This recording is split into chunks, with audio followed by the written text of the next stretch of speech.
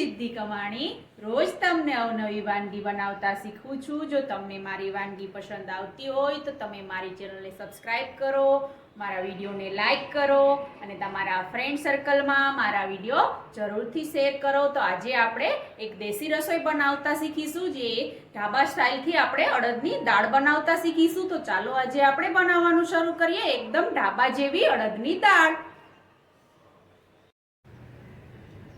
અડદની દાળ બનાવવા માટેના ઇન્ગ્રેડિયન્ટ્સ આપણે જોઈ લઈએ। મેં 1 વાટકી અડદની દાળ લીધી છે, 4 મોટી ચમચી તેલ, પાણી આપણે 1 વાટકી દાળની સામે 2 વાટકી પાણી લેવાનું છે, તો મેં 2 વાટકી પાણી લીધું છે। 5 થી 6 મીઠા લીમડાના પત્તા, 1 ચમચી ધાણા જીરું પાવડર, 1 ચમચી લાલ મરચું પાવડર, 1 ચમચી નમક, 1 નાનું ટામેટું ઝીણું સમારેલું, 2 તીખા મરચાં લીલા ઝીણા સમારેલા, 8 થી 10 કરી અધકચરી વાટેલી લસણની પેસ્ટ, કોથમીર ઝીણી સમારેલી, 1 નાની ચમચી લીંબુનો રસ, 1 લીલી ડુંગળી નાની સમારેલી ઝીણી સમારેલી નાની, 1 ટુકડો આદુનું છીણ, 1 ચમચી હળદર, 1 ચમચી જીરું અને 1 ચમચી રાઈ લીધી છે। તો ચાલો આપણે બનાવવાનું શરૂ કરીએ અડદની દાળ। અડદની દાળ બનાવવા માટે આપણે પહેલાં એક કુકરમાં બાફવાની છે દાળને ધોઈને। તો મેં એક કુકરને ગેસની ફ્લેમ ચાલુ કરી અને ગરમ કરવા માટે મૂક્યું હતું। તો હવે આપણે એની અંદર પાણી એડ કરી દઈશું। જે માપથી આપણે અડદની દાળ લીધી હોય એ જ માપથી આપણે એ જ વાટકીના માપથી પાણી એડ કરવાનું છે, જેથી એકદમ પરફેક્ટ પાકશે અડદની દાળ। તો આપણે 1 વાટકી અડદની દાળ લીધી તે તો સામે 2 વાટકી પાણી એડ કરી અને આપણે એને બાફવા માટે મૂકી દઈશું। તો હવે આપણું પાણી એડ થઈ ગયું છે, તો એની અંદર હવે આપણે જે 1 વાટકી મેં દાળ ધોઈને રાખી છે તે એડ કરી દઈએ।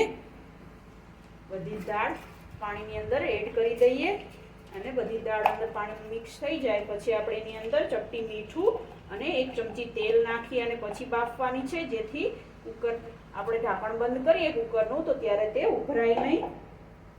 તો હવે આપણે 1 ચમચી તેલ એડ કરી દઈશું અને 1 ચમચી નમક એડ કરી દઈશું, અડધી ચમચી નમક એડ કરી દઈશું, જેથી આપણી દાળ મસ્ત રીતે બફાઈ જાય। તો હવે બધી જ વસ્તુને આપણે ચમચા વડે મિક્સ કરી અને ઢાંકણ બંધ કરી અને 5 વિસલ થાય ત્યાં સુધી આપણે દાળને બાફી લેવાની છે। આપણે જે કુકરમાં દાળ બાફવા મૂકી હતી તો 5 વિસલ થઈ ગઈ છે અને હવે આપણે એને ચેક કરી લઈએ। ગેસની ફ્લેમ બંધ કરી દીધી છે। હવે કુકર પ્રેશરમાંથી બહાર કાઢી લઈએ હવા અને આપણે ઢાંકણ ખોલી અને હવે દાળને ચેક કરવાની છે। તો તમારે આવી રીતે દાળને એક ચમચીમાં કે ચમચામાં લઈ અને હાથ વડે આમ પ્રેસ કરો અને મેલ્ટ થઈ ગઈ હોય તો આપણી દાળ બફાઈ ગઈ છે। તો હવે આપણે દાળનો વઘાર કરી લેશું।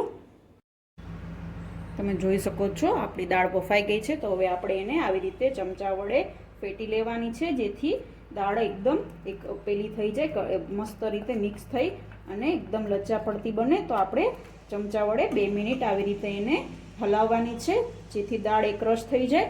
તો આપણે હવે ચમચાથી એને આવી રીતે હલાવી લેશું। તમે જોઈ શકો છો આપણી દાળ ચમચા વડે હલાવવાથી એકરસ થઈ ગઈ છે। તો હવે આપણે વઘાર કરી લઈએ। હવે આપણે દાળનો વઘાર કરવાનો છે। તો મેં ગેસની ફ્લેમ ચાલુ કરી એક પેન ગરમ કરવા માટે મૂકી છે। તો હવે આપણે પેનની અંદર જે મેં 3 ચમચી તેલ લીધું હતું તે એડ કરી દઈએ અને તેલને ગરમ થવા દઈએ। આપણું તેલ ગરમ થાય પછી આપણે એમાં વઘાર કરવાનો છે અને આપણે આમાં લસણથી વઘાર કરશું, એટલે એકદમ લસણનો ખૂબ જ મસ્ત ટેસ્ટ આવશે દાળની અંદર અને એકદમ ઢાબા જેવી દાળ બનશે। તો હવે આપણું તેલ ગરમ થાય પછી આપણે વઘાર કરી લેશું। આપણું તેલ ગરમ થઈ ગયું છે, તો હવે આપણે વઘાર કરી લેશું।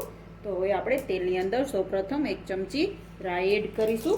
રાઈ સંતળાઈ જાય એટલે જીરું એડ કરવાનું છે। જીરું અને રાઈ સંતળાય પછી આપણે એની અંદર મીઠા લીમડાના પત્તા એડ કરવાના છે। તો હવે આપણે જીરું અને રાઈ સંતળાઈ ગયા છે, તો હવે આપણે મીઠા લીમડાના પત્તા એડ કરીશું। થોડી હળદર એડ કરવાની એટલે આપણે વઘારનો કલર ખૂબ જ મસ્ત આવે। પછી આપણે એની અંદર આદુની પેસ્ટ, છીણેલું આદુ એડ કરીશું, ઝીણી સમારેલી ડુંગળી એડ કરીશું, ઝીણું સમારેલું લીલું મરચું એડ કરીશું, ટામેટું એડ કરીશું ઝીણું સમારેલું અને લસણની પેસ્ટ એડ કરી દઈશું, કચરી વાટેલી. અને હવે આપણે બધી જ વસ્તુને વ્યવસ્થિત રીતે મિક્સ કરી લેવાની છે અને પકાવવાની છે. ટામેટાં એકદમ ગળી જાય અને બધી જ વસ્તુ પ્રોપર રીતે મિક્સ થઈ જાય ત્યાં સુધી આપણે એને મિક્સ કરી અને પકવવાની છે, જેથી આપણે દાળનો ટેસ્ટ ખૂબ જ મસ્ત આવે. તમે વઘારમાં હળદર એડ કરીને વઘાર કરશો તો દાળનો ટેસ્ટ ખૂબ જ મસ્ત આવશે. તો હવે આપણે બધી વસ્તુ મિક્સ થઈ ગઈ છે, તો આપણે એની અંદર હવે મસાલા એડ કરી દઈએ. બધા આપણે અડધી ચમચી નમક એડ કરી દઈશું, 1 ચમચી ધાણા જીરું પાવડર એડ કરી દઈશું, લાલ મરચું પાવડર એડ કરશું 1 ચમચી, અને જે બધી બાકી હળદર હતી તે એડ કરી દઈશું, એટલે આપણી દાળનો કલર ખૂબ જ મસ્ત આવે. તો હવે બધા જ મસાલાને પણ આપણે દાળની ગ્રેવીની અંદર મિક્સ કરી લઈએ. બધા જ મસાલા વ્યવસ્થિત મિક્સ થઈ અને પાકી જાય પછી આપણે એની અંદર દાળ એડ કરવાની છે અને પછી આપણે એને પકાવવાની છે. તો તમે જોઈ શકો છો આપણા બધા જ મસાલા મસ્ત રીતે મિક્સ થઈ અને પાકી ગયા છે. તો હવે આપણે એની અંદર દાળ એડ કરી દઈએ, જે મેં બાફીને લીધી હતી કુકરમાં દાળ, તે બધી આપણે એડ કરી દેવાની છે અને દાળને મસાલાની અંદર વ્યવસ્થિત રીતે મિક્સ કરી લેવાની છે. તો હવે આપણે દાળને બધા જ મસાલાની અંદર ચમચા વડે મિક્સ કરી લઈએ. તમે જોઈ શકો છો ખૂબ જ મસ્ત કલર આવી ગયો છે આપણી દાળનો, એકદમ તીખી તમતમતી બની છે. તો હવે આપણે દાળને 2 થી 3 મિનિટ માટે ગેસની ફ્લેમ મીડિયમ રાખી અને પકાવી લેશું. તમે જોઈ શકો છો આપણી દાળ ઉકળવા લાગી છે. તો હવે આપણે એની અંદર કોથમીર એડ કરી દઈશું. અડધી કોથમીર એડ કરવાની છે ને અડધી આપણે ગાર્નિશ માટે રાખવાની છે. કોથમીર એડ કરી દઈશું અને જે લીંબુનો રસ છે તે પણ એડ કરી દઈશું. તમને લીંબુનો રસ પસંદ ના હોય તો તમે સ્કીપ પણ કરી શકો છો. અને તમે દાળની થિકનેસ તમારા સ્વાદ મુજબ જાડી અથવા પતલી રાખી શકો છો. મેં મીડિયમ રાખી છે, તમે જોઈ શકો છો આટલી રાખી છે. તમે તમારા સ્વાદ મુજબ જાડી અથવા પતલી રાખી શકો છો. તો હવે આપણે કોથમીરને દાળની અંદર મિક્સ કરી લઈએ અને 1 મિનિટ માટે ઉકળવા દઈએ. એટલે તમે જોઈ શકો છો આપણી દાળ એકદમ મસ્ત રીતે ઉકળી અને તૈયાર થઈ ગઈ છે, એકદમ ટેસ્ટી અને ચટાકેદાર. જો તમને મારી આ રેસીપી ગમી હોય તો તમે મારી ચેનલને સબસ્ક્રાઈબ કરો, મારા વિડીયોને લાઈક કરો અને તમારા ફ્રેન્ડ સર્કલમાં મારા વિડીયો જરૂરથી શેર કરો. તો હવે આપણી દાળ રેડી થઈ ગઈ છે. તો હવે આપણે એને સર્વ કરી લઈશું. તો તૈયાર છે આપણી એકદમ ઢાબા સ્ટાઇલથી બનાવેલી મસ્ત ચટાકેદાર અડદની દાળ. તેને તમે રોટલા સાથે, લસણની ચટણી સાથે, બધા સાથે ખાશો, ખૂબ જ ટેસ્ટી લાગશે. અને તમે પણ આ રેસીપી ઘરે જરૂરથી ટ્રાય કરજો. કેવી લાગી તે મને કમેન્ટમાં જરૂરથી જણાવજો.